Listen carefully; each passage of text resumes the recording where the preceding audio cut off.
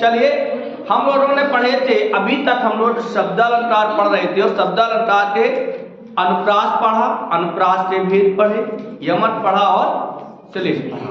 आज हम लोग पढ़ेंगे वक्रोक्ति अलंकार।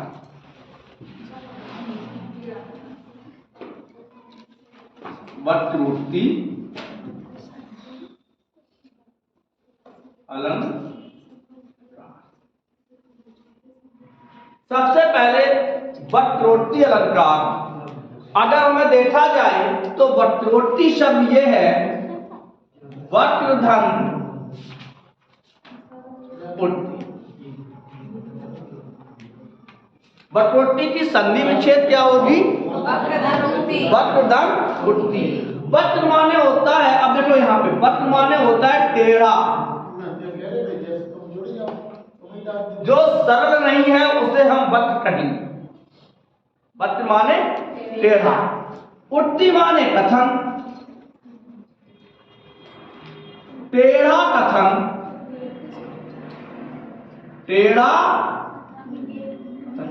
अब टेढ़ा कथन कैसे हुई है?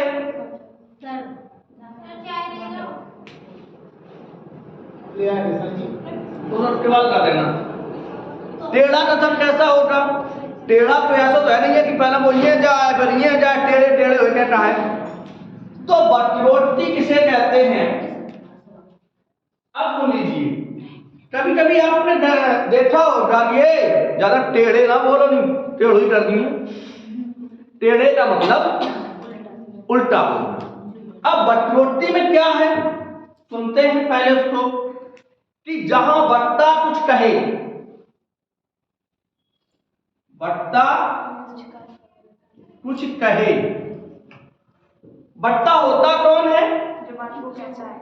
जो बोलने वाला होता है। वक्ता कौन होता है? बोलने। वक्ता कुछ कहे और श्रोता विनोदवश, विनोदवश माने मजाक के तौर पे, विनोदवश माने मजाक के तौर पे वक्ता ने जो कहा है, वक्ता कुछ कहे और श्रोता विनोदवश उसका अर्थ कुछ और लगाए, कुछ और लगाए, उसे वक्रोक्ति कहते हैं। कि वक्ता ने कुछ कहा, जैसे थोड़ी देर के लिए हम लोग समझ लेते हैं, वक्ता ने जैसे अपने घर पे छोटा सा बालक आया, बालक आते हैं और बालक ने आपसे टॉफी मांगी, हम लोग क्या कह देते हैं? टॉफी चाहिए, टोपी बोलते नहीं, नहीं टॉफी, अच्छा अच्छा टोपी। तो ये टॉफी और टॉफी में बच्चा अंतर समझता है। कभी क्या होता है, आप किसी दुकान पर गए और बोले भाई चाय बना दीजिए, दुकानदार ने अपने नौकर से कहा बाबूजी की चाय बनाई दो। तो हम लोग मन में कहा थे कि भैया बाबूजी की चाय नहीं बनने। तो वक्ता जहां कुछ कहता है, श्रोता उसका अर्थ कुछ और लगाता है, तो उसे हम वक्रोक्ति अलंकार कहते हैं। इसको कहते हैं टेढ़ा। जैसे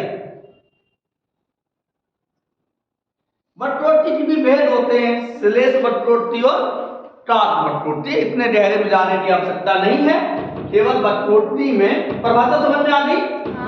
जहां वक्ता ने कुछ कहा और श्रोता ने उसका अर्थ कुछ और लगाया, उसे हम वक्रोक्ति अलंकार कहते हैं। जैसे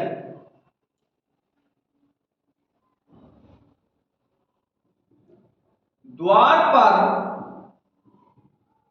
कौन हरि नाम है हमारो राधे। द्वार पर कौन हरि नाम है हमारो, तो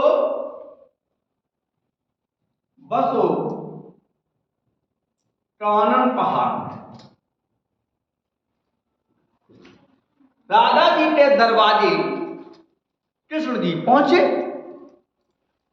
राधा के दरवाजे पर कृष्ण जी पहुंचे, दरवाजे बंद, आवाज दी। अच्छा, जब किसी दरवाजा खटखटाओगे तो अंदर से आवाज आएगी, कौन है? तो हम लोग क्या करते हैं, अमूमन अपना नाम लेते हैं। अमूमन क्या लेते हैं? तो राधा ने जैसे पूछा कौन, कृष्ण ने कहा हरि नाम है, मैं हरि हूं। अब हरि माने होता है बंदर, हरि माने शिन्ह भी होता है, हरि शिन्ह भी होता है, और हरि माने कृष्ण भी होता है। तो राधा ने, भगवान ने जो नाम लिया वो कृष्ण के अर्थ में लिया, और राधा ने क्या अर्थ लगाया? बंदर। इन बंदर को कोई काम नहीं, तो जंगल में जाओ।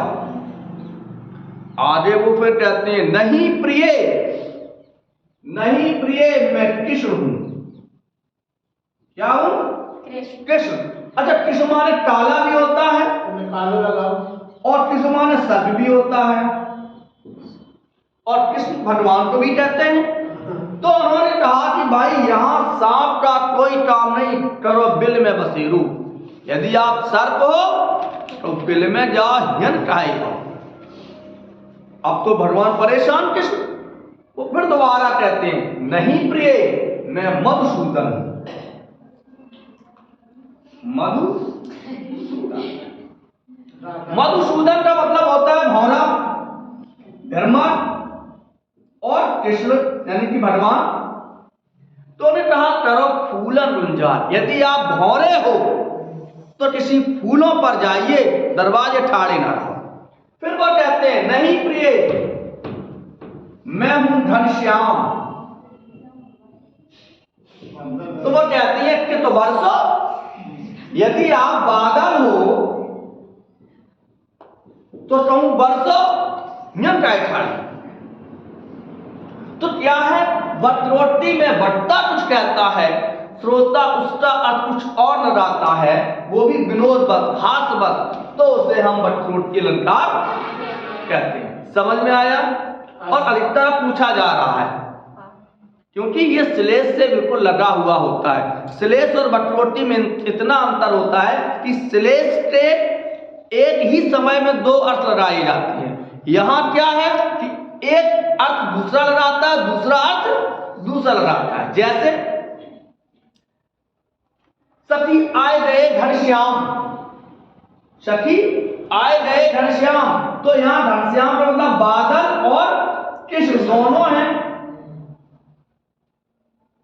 लेकिन जब राधा ने, किसने कहा नहीं प्रिय मैं हूं घनश्याम, तो राधा ने जानबूझ के अर्थ दूसरा लगाया और कह दिया कि तो बरसों बादल का यहाँ कोई काम नहीं है, हमारे टपड़ा में गेहूं डरे सो तुम भी जाए।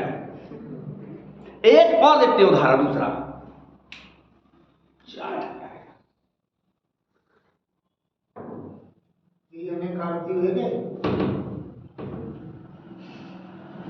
मिले पर्यावाची, आगे देखते हैं। सखी कहां गयो पशुपाल, सखी कहां गयो पशुपाल, जमुना तट धेनु चराए रहो। पार्वती जी से मिलने के लिए जब लक्ष्मी जी गई, तो लक्ष्मी जी ने मजाक में पार्वती जी से पूछा, सखी कहां गयो पशुपाल। पशुपाल यहां किसका अर्थ है? शिव का, पशुपाल।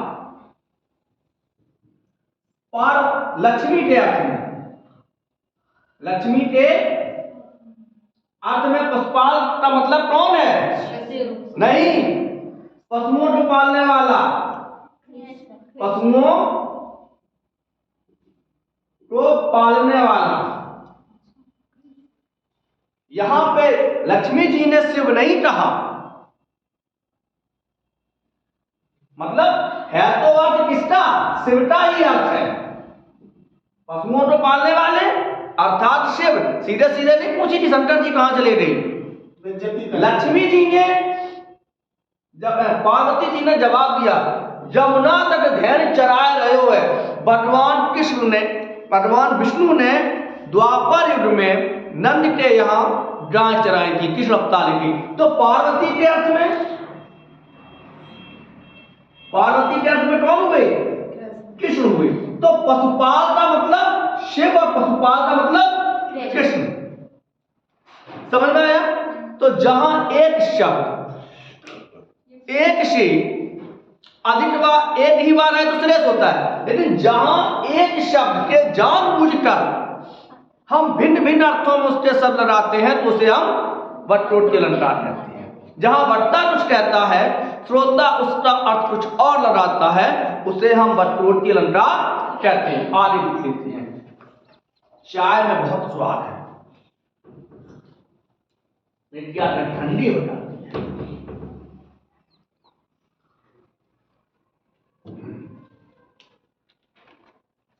अगला उदाहरण है, एक कबूतर देख हाथ, पूछा अपर कहां है?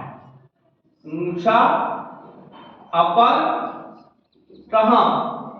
अपर कैसा? उड़ गया। सपर। एक हाथ में एक नायका को दो कबूतर देके नायक चला गया, और ये कौन थे? जहांगीर की बात है तब पिस्तौल काट दी। तुम हो रहा है खबियारी जैसे नहीं, लाइसेंस, हाँ लाइसेंस नहीं, अच्छे लोगों के लिए लाइसेंस की कोई जरूरत नहीं, और हम अच्छे नहीं। भाई लोग कहते हैं बुरा देखन में चला, बुरा न मिले तो जो तन खोजा अपना, तो मुझसे बुरा ना कोई, कबीरदास ने कहा था। चलो, तो अपर का मतलब क्या है? पंखहीन। अपर का मतलब क्या है? पंखहीन। नायक ने जैसे ही कहा और पूछा अपर कहां, दूसरा कहां है? अपर माने दूसरा। नायका ने जवाब दिया अपर कैसा? पंखहीन नहीं था। नायक के अर्थ में दूसरा और नायका के अर्थ में पंखहीन। अपर कैसा? पंखहीन नहीं था, सपर था सो उड़ गया। तो इसे हम कहते हैं वटरूटी अलंकार।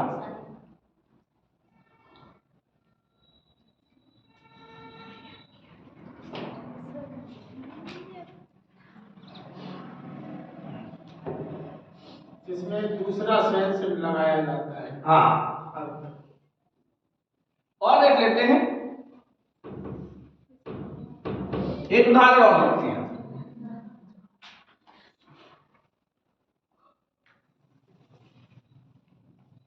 हरि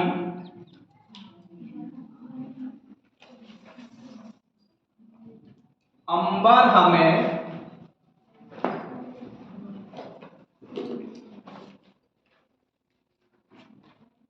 देहु कर में। हरि अंबर हमें देहु कर में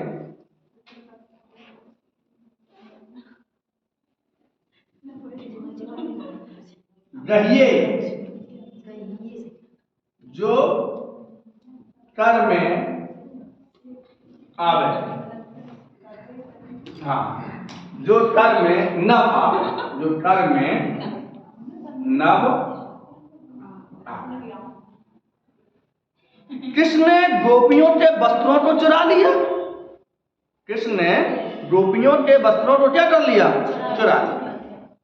तो जब गोपी भाई माने तो उन्होंने कहा कि हरि कृष्ण, हे प्रभु, अंबर देव हमें कर में, मेरे हाथों में मेरे वस्त्र दे दीजिए।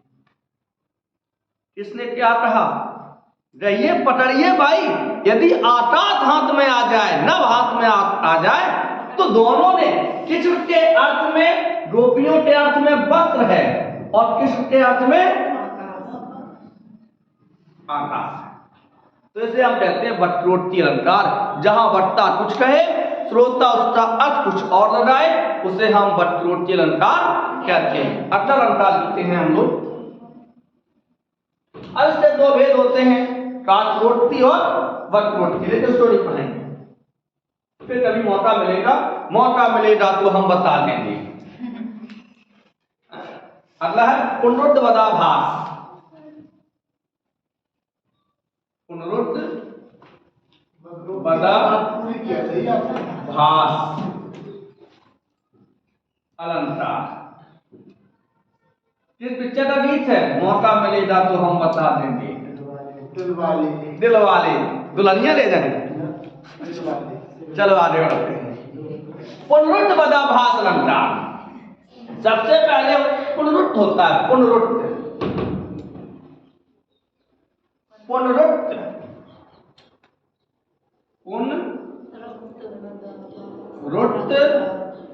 बदाभास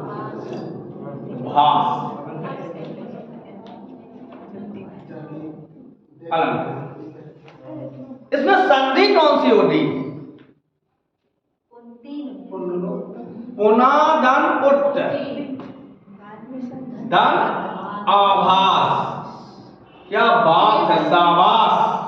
उक्त और बदाभास कौन सा चीज है? यहां पे है विसर्ग संधि। जब विसर्ग के बाद कोई स्वर आए या किसी भी वर्ण का तीसरा चौथा वर्ण आता है तो विसर्ग रा में बदल जाता है। पुनः धन जन्म, पुनर्जन्म, निधन आशा, निराशा, तो पुनः धन उक्त, पुनरुक्त। पुनः माने होता है दोबारा, उक्त माने होता है कथन, और आभास यह होती है दीर्घ संधि। और सर जी जब बदा कहां से बदा पुनरुक्त बदाभास संधि। अरे लिखा तो पुनः उक्त, पुनरुक्त बदाभास। बदा माने बोलना, बद माने क्या होता है? लोग पूरा लिखते हैं। अरे भाई, उक्त धन, बद धन आभास।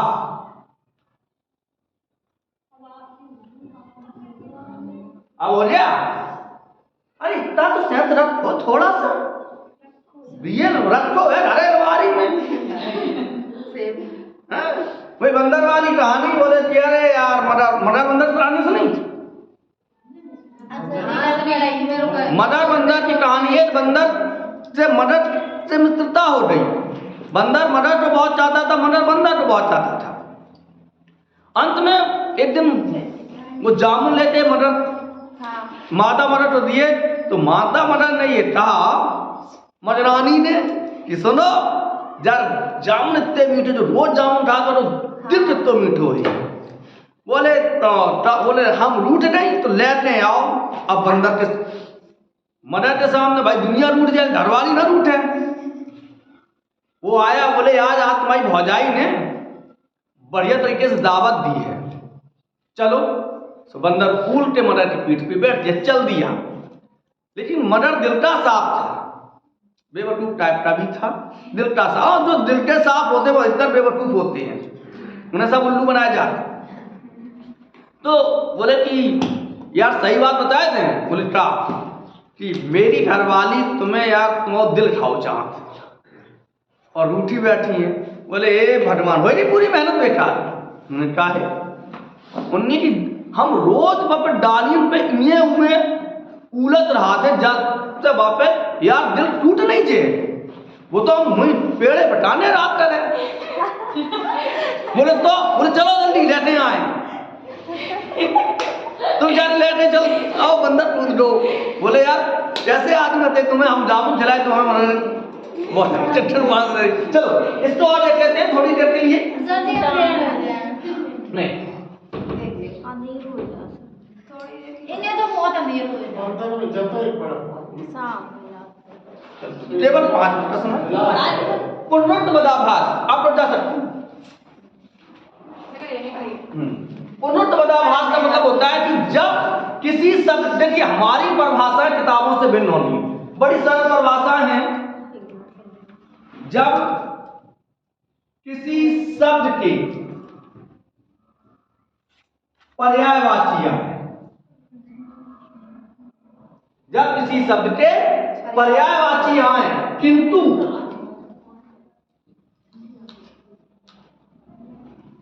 अर्थ भिन्न हो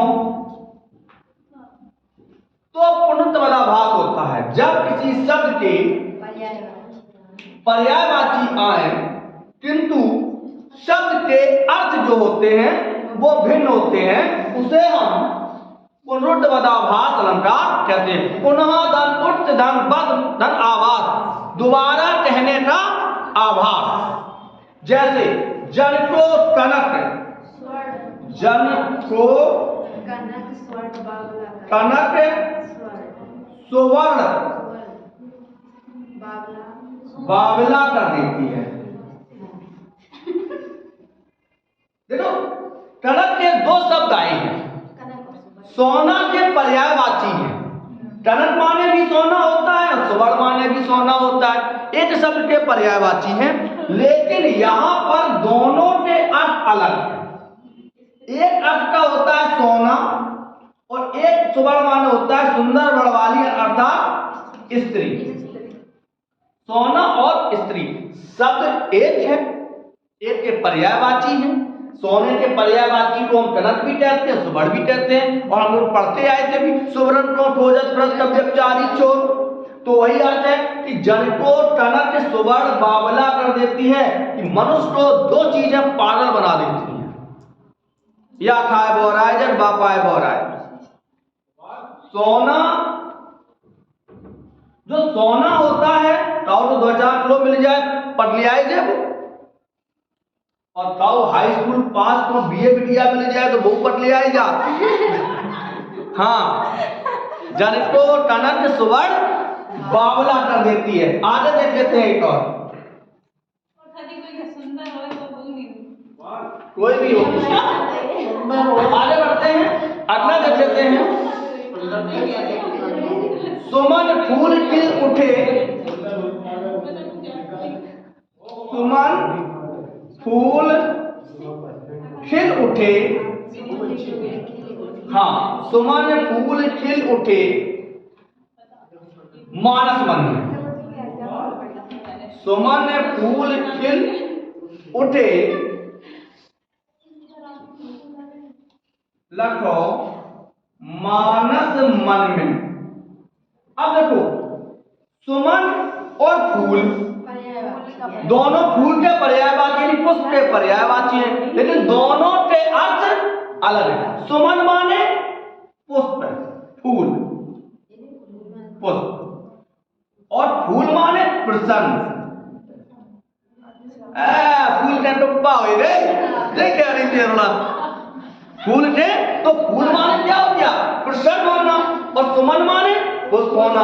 फिर जब किसी शब्द के पर्यायवाची शब्द आए, तुम्हें लगे कि ये पर्यायवाची है, लेकिन दोनों के अर्थ अलग अलग होते हैं। एक उदाहरण और देख लेते हैं, आप वो देखते हो,